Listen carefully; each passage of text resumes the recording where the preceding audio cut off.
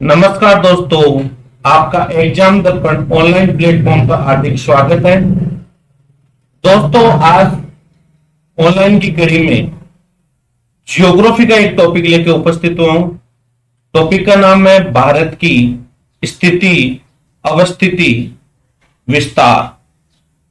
दोस्तों, ये सबसे महत्वपूर्ण क्वेश्चन है। भारत की स्थिति और अवस्थिति का आपको पता है तो प्रत्येक एग्जाम में आपको इससे संबंधित 2 या 3 क्वेश्चन आपको जरूर देखने को मिलेंगे। दोस्तों, इसमें एक बात और गौर करने वाली है कि ये जो क्वेश्चन आते हैं, ये क्वेश्चन बहुत महत्वपूर्ण होते हैं। और कभी भी क्या होता है कि ज्यादातर आप लोगों में एक भ्रांति होती है कि आप उन क्वेश्चनों को ज्यादा देखते हो जो क्वेश्चन कभी आपके सामने नहीं आए, और उन टॉपिकों को आप छोड़ते चलते हो जिनके बारे में आपकी क्या आम धारणा होती है कि इजी है। क्या है? इजी है। तो आप लोगों को यह ध्यान रखना है, इजी या टफ के चक्कर में न जाकर हर क्वेश्चन की वैल्यू 2 नंबर की है तो वो 2 नंबर की ही रहेगी। और यदि गलत होता है तो हर एग्जाम में 1/4 या 1/3 का जो रेशियो होता है उसको ही फॉलो करेगा। तो चाहे कोई क्वेश्चन इजी है या टफ है। टफ वो होता है जो आपको नहीं आता है, इजी वो होता है जो आपको आता है। इतना सा ही कॉन्सेप्ट है। तो महत्वपूर्ण बात करते हैं भारत की स्थिति और विस्तार के बारे में। दोस्तों, ये आपके सामने मैप है। सबसे पहली बात करें कि भारत का क्षेत्रफल कितना है। क्षेत्रफल तो ये कितना है? 32,87,263 किलोमीटर स्क्वायर। ये आपको ध्यान रखना है। इसके अंदर आपको किलोमीटर स्क्वायर एरिया आपको ध्यान में रखना है, क्योंकि ये हमारी सबसे बड़ी भूल होती है कि भारत का किलोमीटर लिख देते हैं तो किलोमीटर लंबाई में होगा। ये आप लोगों को ध्यान रखना है। यह विश्व का कौन सा बड़ा देश है भाई? ऑप्शन में हम आंसर दोगे भाई, कौन सा बड़ा देश है? तो देखो, मैं इससे पहले आपको एक सीक्वेंस बना देता हूं कि कौन कौन से देश इससे बड़े हैं। तो रूस, कनाडा, चीन, यूएसए,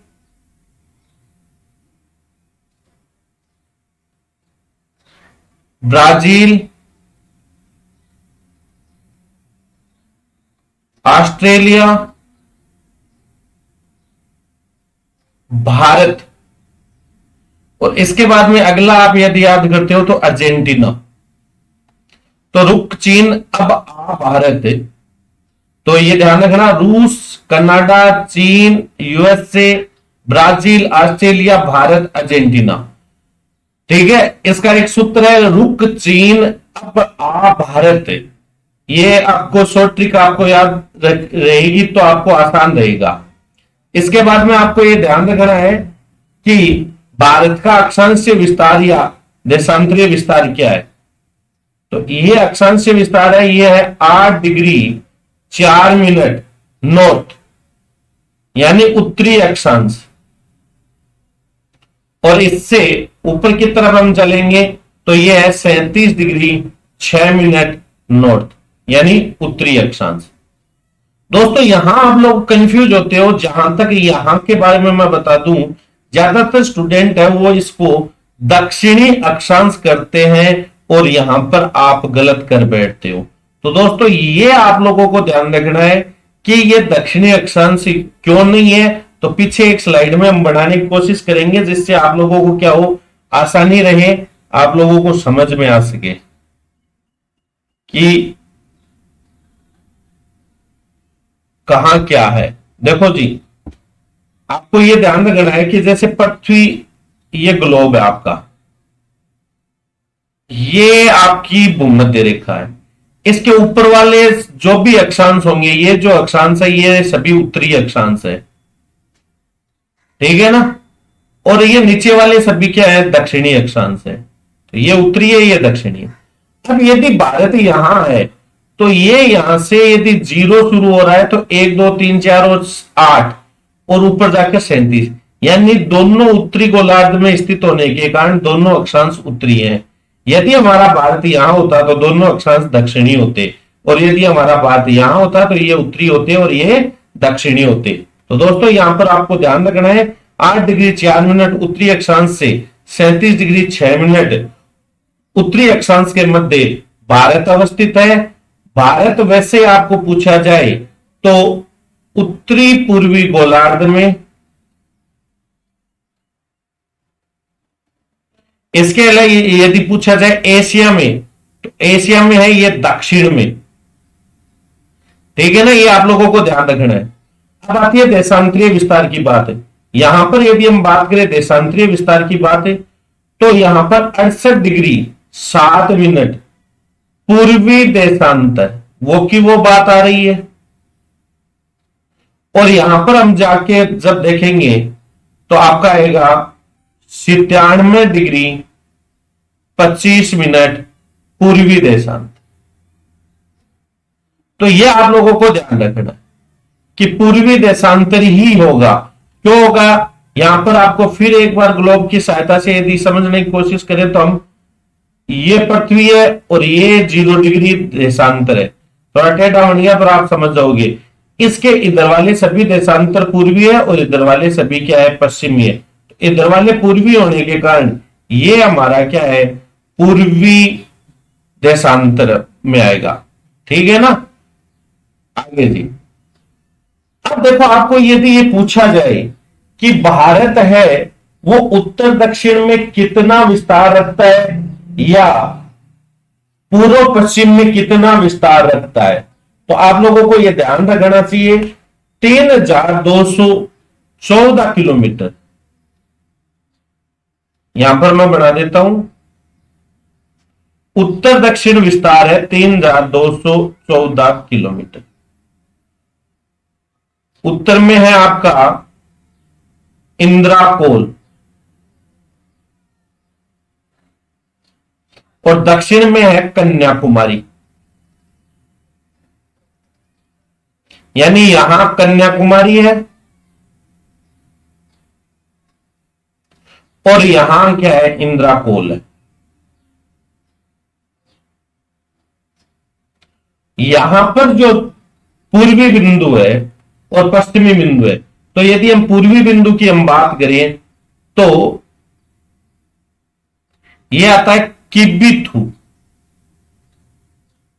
कई किताबों में आता है वालांगू। ये दोनों एक ही देशांतर पर बसे हुए गांव है भाई। ठीक है ना, तो किबिथु या वालांगू, ये यहां पर जो पूर्वी है, सॉरी पश्चिमी है, तो ये क्या है, सरक्रिक, गोहर माता। अभी एक एग्जाम में एक नाम आया था गुहर मोती, तो गुहर मोती भी आप समझ जाओगे कि कच्छ जिले में, गुजरात में। ठीक है ना, और ये विस्तार कितना है, ये विस्तार है 2933 किलोमीटर। कितना है जी, 2933 किलोमीटर। और ये वाला विस्तार कितना है, ये 3214 किलोमीटर। ये आप लोगों को ध्यान रखना चाहिए। अब देखो एक क्वेश्चन आगे स्लाइड में बात कर लेते हैं। यदि भारत का दक्षिणतम बिंदु पूछा जाए तो ये है, यहां पर इसको बोलते हैं इंदिरा पॉइंट, जो 6 डिग्री 4 मिनट उत्तरी अक्षांश पर है। 6 डिग्री 4 मिनट और ये 8 डिग्री 4 मिनट, तो ये तो दक्षिणतम हुआ ही हुआ। ये हालांकि वर्तमान में क्या है, ग्लोबल वार्मिंग के कारण डूब चुका है। यहां पर एक बात ध्यान रखना, इसको कहते हैं पार्सन पॉइंट, इसे कहते हैं पिग्मेलियन पॉइंट। पहले कहते थे, आजकल तो नहीं कहते, पर तो आपको यह ध्यान रखना है। नेक्स्ट स्लाइड में नेक्स्ट हम बात करें तो भारत के जो 8 राज्य कौन कौन से,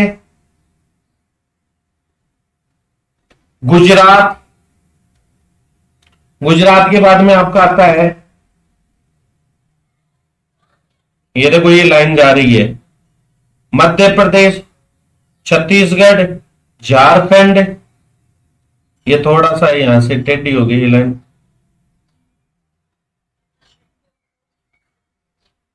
और ये वाली। अब देखो ये आपका हो गया। मैं थोड़ी सी इंक चेंज कर लेता हूं यहां पर, जिससे आपके लिए थोड़ा सा आसान हो जाए।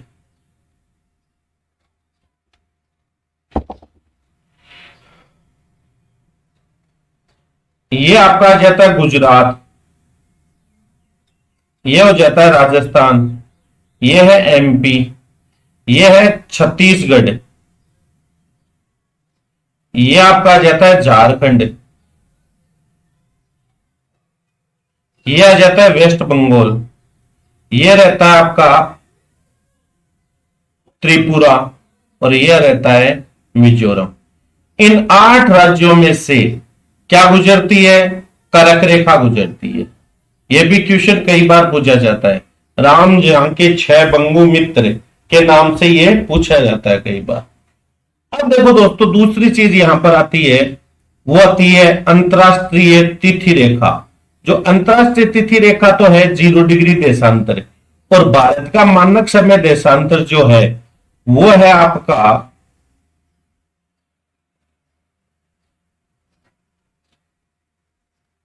थोड़ा सा मैं ऐसे बना देता हूं, ठीक है ना। सॉरी, ये थोड़ा सा टेढ़ा बन गया, मैं थोड़ा सा इसको मिटाकर आपको बता रहा हूं।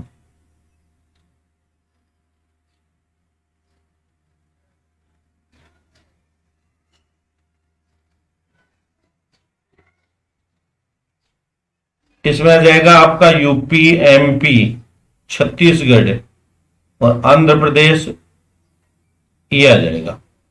ये यहां से थोड़ा सा और फिर एक बार टेढ़ा हो गया थोड़ा सा, क्योंकि सही चीज पढ़नी चाहिए हमेशा।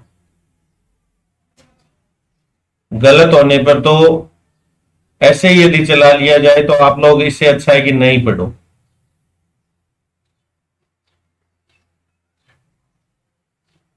यह है 82.5 डिग्री पूर्वी देशांतर। यह भारत का मानक समय निर्धारित करती है। यह कितने राज्यों से गुजरती है? 5 राज्यों से। कौन कौन से? एक तो आता है यूपी, एक आ जाता है एमपी, एक आ जाता है छत्तीसगढ़, एक आ जाता है उड़ीसा, और एक आपका जो आ जाता है वो क्या आता है? वो आता है आंध्र प्रदेश।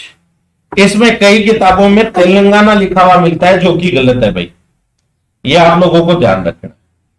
इसके बाद में हम नेक्स्ट स्लाइड में यदि बात करें तो इंटरनेशनल बॉर्डर की हम बात करें तो भारत की जो सीमाएं हैं वो हमारे पड़ोसी देश कौन कौन से हैं उनके बारे में एक बार चर्चा कर लेते हैं। यहां पर है आपका चीन, यहां क्या है? पाकिस्तान, और यह है यहां पर अफगानिस्तान, और यहां पर आपका आता है नेपाल। ये वाला है, इसे बोलते हैं भूटान। यहां पर है म्यांमार, और ये जो है इसका नाम है बांग्लादेश। तो देखो दोस्तों, यहां पर गौर करने वाली सबसे महत्वपूर्ण बात है कि ये जो हमारे पड़ोसी हैं ये कौन कौन से हैं, कैसे कैसे हैं, तो उनके बारे में थोड़ा सा हमारे को ध्यान रखना है कि सबसे ज्यादा जो सीमा लगती है वो लगती है 4096.7 किलोमीटर। ये किसके साथ है? बांग्लादेश के साथ में। इसके बाद में म्यांमार की यदि बात करें तो 1643 किलोमीटर।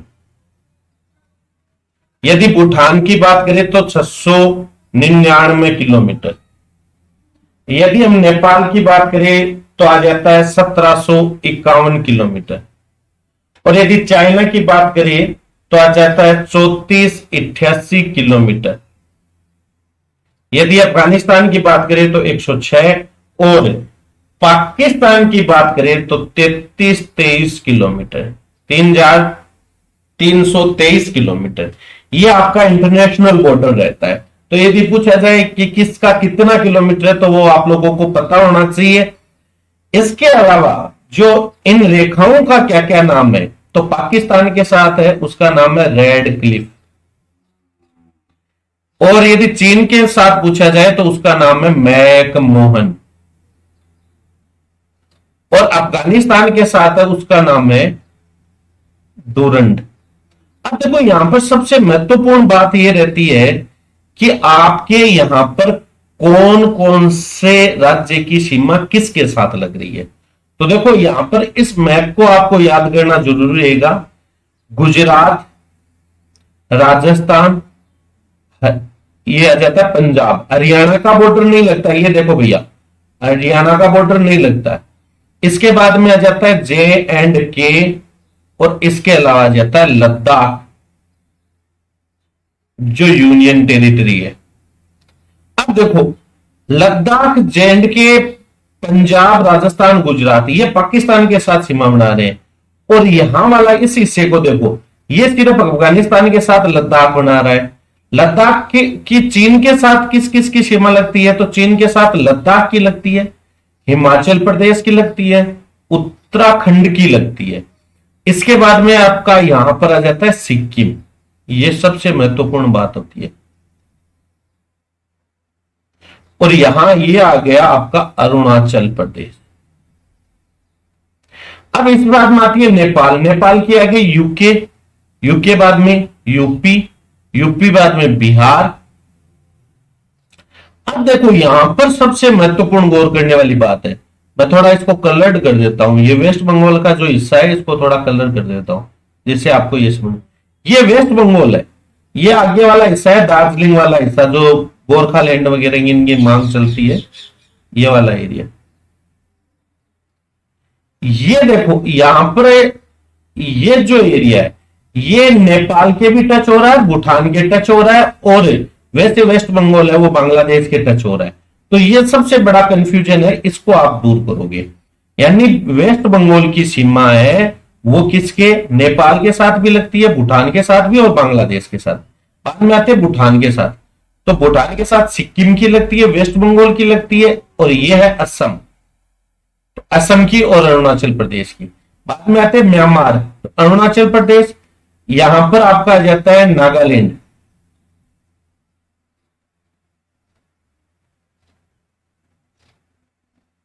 नागालैंड, यहां आ जाता है मणिपुर, और ये वाला हिस्सा है इसे कहते हैं मिजोरम। और यहां बांग्लादेश के साथ बात करेंगे तो बांग्लादेश के साथ मिजोरम का लग रहा है, त्रिपुरा की लग रहा है, मेघालय, असम, वेस्ट बंगाल। अब देखो यहां पर एक बात ध्यान रखना, ये जो त्रिपुरा है इसके तीन ओर से बांग्लादेश की सीमा लगी हुई है जिसको हम कहते हैं जीरो लाइन। ये भी बहुत बार पूछा हुआ क्वेश्चन है, जीरो लाइन। तो ये आपका इंटरनेशनल बॉर्डर है। अब यदि आपको ये पूछ लिया जाए कि अंतरराष्ट्रीय बॉर्डर कितना है, तो देखो अभी तक एग्जाम में क्वेश्चन आ रहे हैं उसी क्वेश्चन के अनुसार 15,200 किलोमीटर, और यदि एग्जैक्ट पूछा जाए तो 15,106.7 किलोमीटर, यह आपका आंसर होना चाहिए। तो उम्मीद कर रहा हूं कि आप लोगों को बहुत अच्छे से समझ में आ रहा होगा। अब मैं यहां पर आपको पीछे वाली स्लाइड में लेके जाता हूं, थोड़ा सा यहां पर चर्चा करते हैं, और उससे क्या है आप लोगों को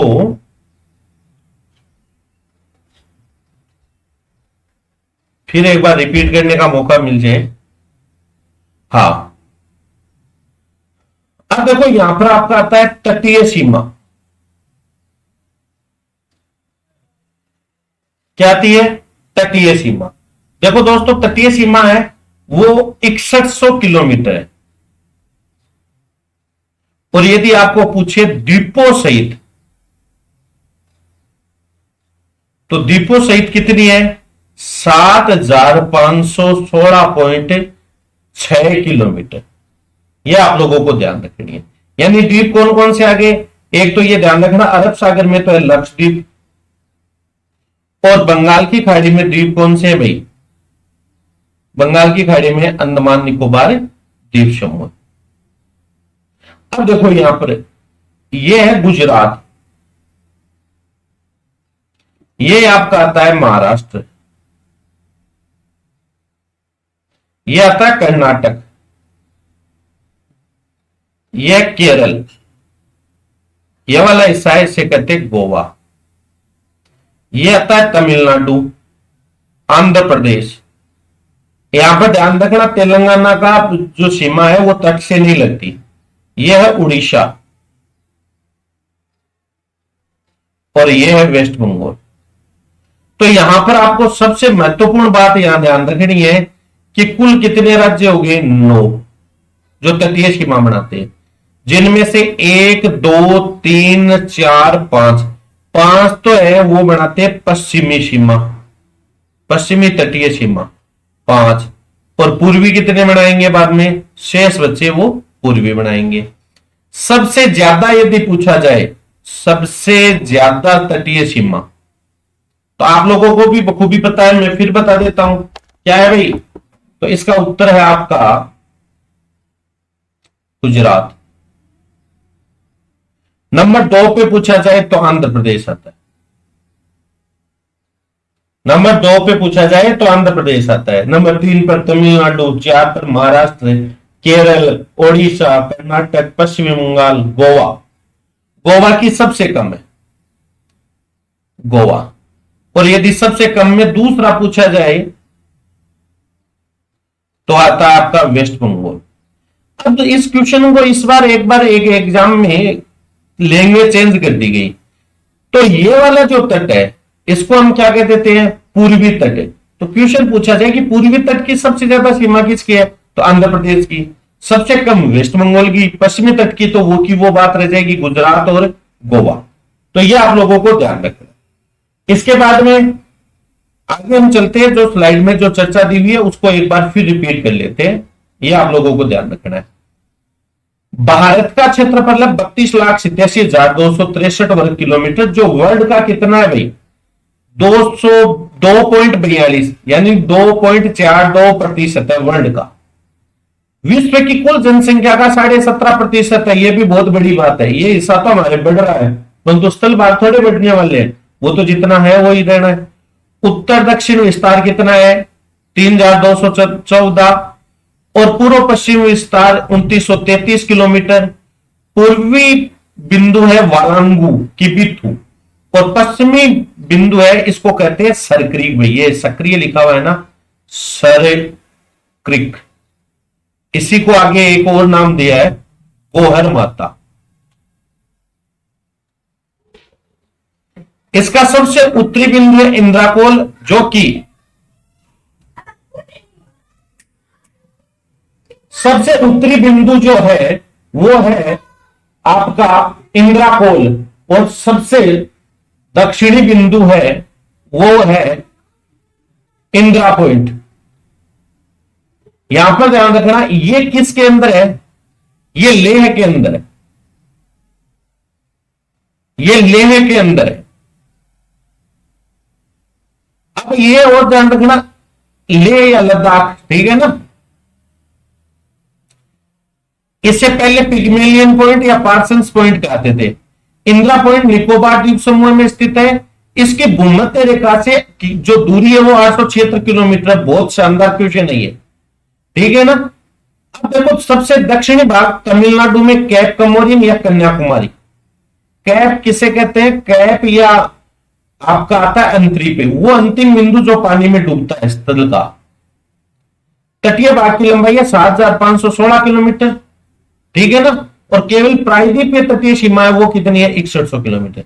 ये तो है द्वीप समूह सहित, और ये किससे है? पूरी तटीय सीमा है।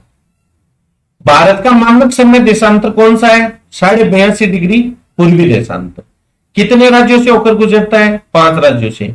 ये उत्तर प्रदेश के मिर्जापुर के क्लॉक टावर